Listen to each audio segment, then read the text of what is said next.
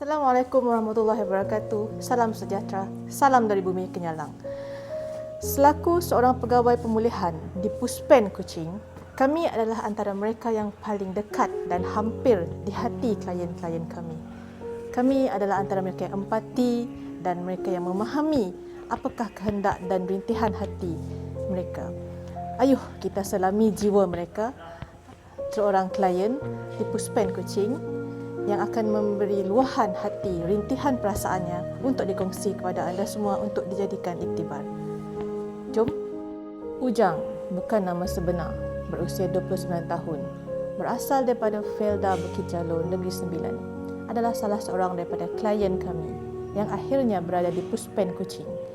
Ayuh kita ikuti dan selami hati beliau dan bagaimana dia boleh berada di sini. Bismillahirrahmanirrahim.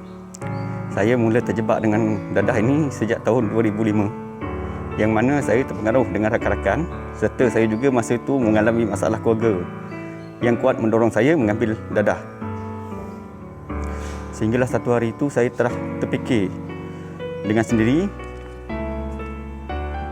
secara sukarela untuk mendapatkan rawatan dan pemulihan di Puspen melalui perintah mahkamah.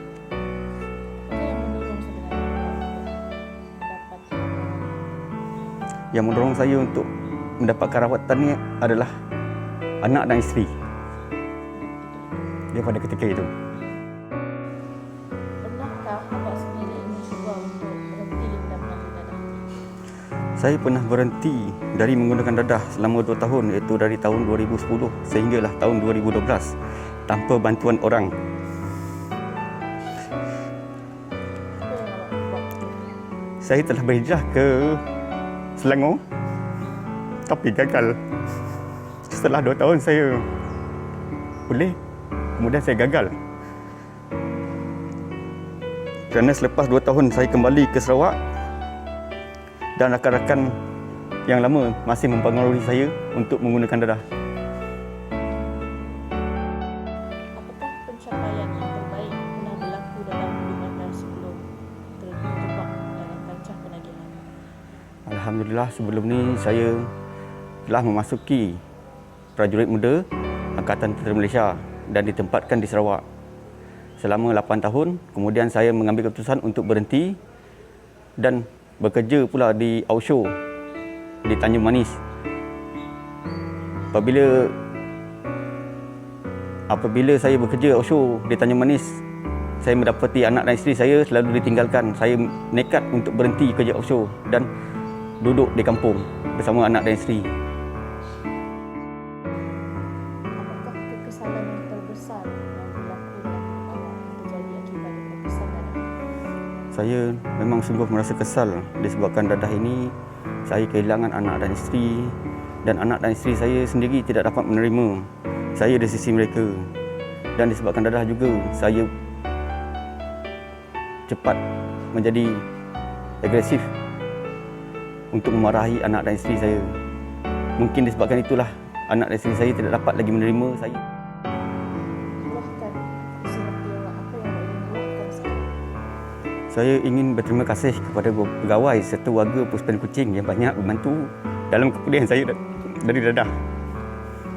Di dalam Puspen Kuching, saya juga telah menjadi salah seorang klien daripada pegawai pemulihan. Dan pegawai pemulihan itu banyak yang memberi dorongan. Sangat berharap apabila setelah saya dibebaskan, saya dapat mencari pekerjaan yang tetap untuk menyara saya serta keluarga saya sendiri. Di dalam Puspen Kuching pun saya telah mengikuti kursus ABM dalam pengendalian aircon. Saya ingin apabila dibebaskan ini, saya ingin mencari pekerjaan dalam bidang aircon untuk menampung perbelanjaan hidup saya dan anak.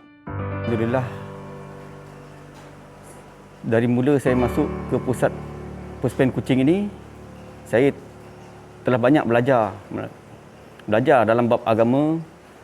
Daripada saya dulu meninggalkan solat, apabila saya masuk dalam pusat ini, saya telah mengikuti solat 5 waktu sehari dan saya boleh mengaji. Kalau dulu saya tidak pandai mengaji, tapi apabila saya dimasukkan ke Puspen Kuching ini, saya pandai mengaji.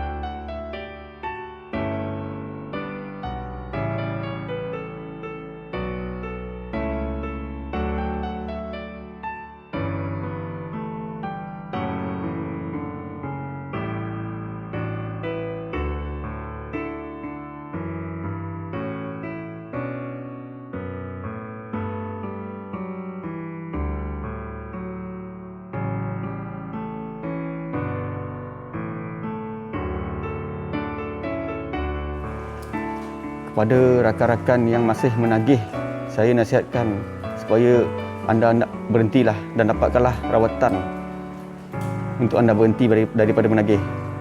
Dan kepada anak-anak yang masih remaja, saya nasihatkan janganlah sesekali kamu mengambil dadah kerana dadah itu akan merosakkan diri kamu sendiri.